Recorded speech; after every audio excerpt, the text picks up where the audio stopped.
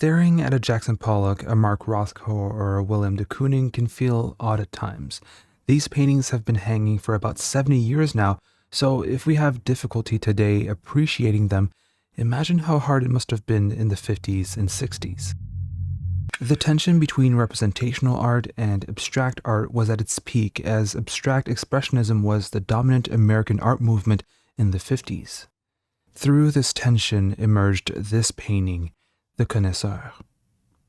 It was made for the cover of the January 13th, 1962 edition of the Saturday Evening Post, and if you know anything about the Saturday Evening Post, you know who made this artwork, Norman Rockwell. During his lifetime, Rockwell was always snobbed out of the art world for being an illustrator, for making easily marketable art for large audiences. And for this Saturday Evening Post cover, Rockwell actually drip painted the canvas you see in the painting. You can see him here sometimes with his iconic pipe, using the same techniques Pollock would over a decade prior. Inside the magazine, Rockwell would write, "If I were young, I would paint that way myself." He was in his late 60s when he made this painting. And perhaps he could have made a career out of it. He submitted part of this strip painting to different exhibitions where he'd win under an Italian name the first prize and under the name Percival an honorable mention. Years later, when Willem de Kooning saw the Connoisseur, he said, "Square inch by square inch, it's better than Jackson." Nobody knows if de Kooning was praising Rockwell or disparaging Pollock. However, this painting didn't win any honorable mentions or first prizes. It became a magazine cover. So what did Rockwell add to the original abstract painting? First, he situated it in a museum or in a gallery. It's framed and hung on a wall above a checkered floor. Nothing stands out of the ordinary until a man confronts the painting, interrupting our own appreciation of the artwork. The older man gives a narrative to the subject. He's the one disrupting the lack of narrative of the painting. Through him, this image turns from an image of an abstract painting to the image of a man looking at an abstract painting. This confrontation is key. The man versus the art. It's a clash of opposites. The man is composed and calm. The art is chaotic and bombastic. The man looks out at this chaos, at this overwhelming swerve of energy, and contemplates it. It's hard not to think of the German romantic Rückenfigure or a subject who we only see from the back, iconized by Friedrich's Wanderer above the Sea of Fog. However, the walking stick has been traded for an umbrella, the hike has been traded for a stroll in a museum, and the contemplation of nature has been traded for the contemplation of art. The great thing about a Rückenfigure isn't only that we see through the subject's eyes, nor that we can, in a way, live what they're experiencing, but the great thing about a Rückenfigure is that we can't see the subject's face. Rockwell loved portraying facial expressions, and very often, the candidness or comedy of his images were relayed through these expressions. However, the Connoisseur's face is concealed. We cannot tell what his reaction is, what he's thinking, what he's feeling. He could be tearing up, he could be confused, he could be unimpressed. We don't know.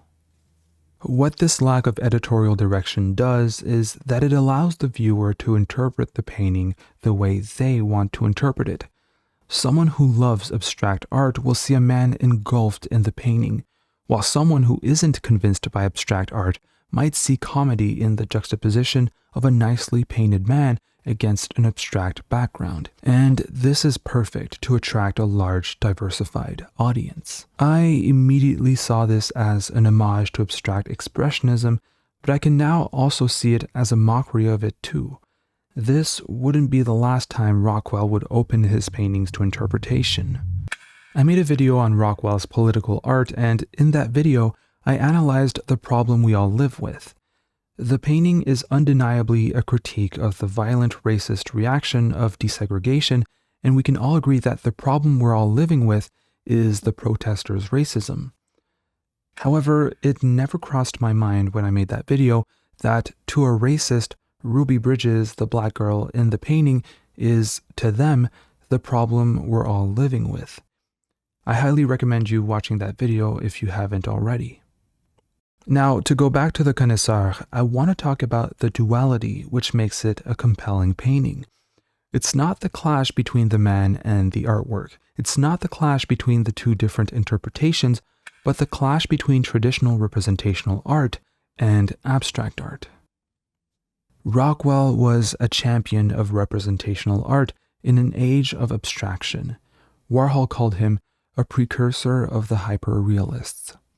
In the age of abstract expressionism, when abstraction overshadowed representational art, Rockwell combined both in a painting by situating the esoteric drip painting in a grounded reality. This is a representational painting of a man looking at an abstract painting. In other words, Rockwell was able to paint an abstract painting and still make it representational. It's hard to imagine that this painting wouldn't have been considered an artwork at the time. Rockwell painted a traditionally painted subject looking up at abstraction at a time when abstraction was taking over. It's an incredibly charged image, but this was a magazine cover, not a standalone work. To many, this was made by the illustrator of the Saturday Evening Post, not by an artist. If anything, I'm just glad that now, with perspective, we can look at Rockwell as the artist he always was, and this painting, not as a simple illustration, but an incredible work of art. Thank you so much for watching. I hope you enjoyed the video. Thank you for liking and subscribing if you have already. And I'd like to thank, as always, Roman Brandel, Verdi, and every other patron for supporting the channel. If you also want to support the channel and appear in the credits as well, you can check out patreon.com/thecanvas. Thank you.